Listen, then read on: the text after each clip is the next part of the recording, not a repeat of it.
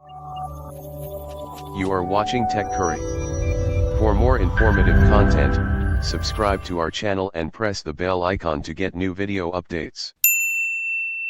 In this video we will learn how to enable dark mode in Windows 10.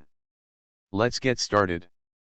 In order to enable dark mode in Windows 10 we will not use any third-party application software. It can be done using built-in customization feature provided by Microsoft. You can see that we are in default light mode currently. Start menu, taskbar, system tray, action center, Microsoft Store, and every other app is in light theme. Now we will press Start and I keys together to open Windows settings.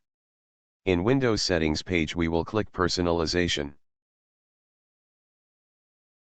Now we will click Colors option in Personalization sub-menu.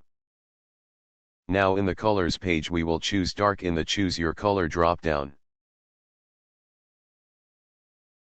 After choosing the dark from the drop-down list, your system will take a while and everything will be turned dark.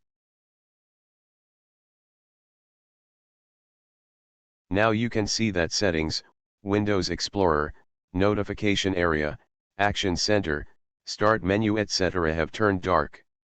This is how we can enable dark mode in Windows 10 easily.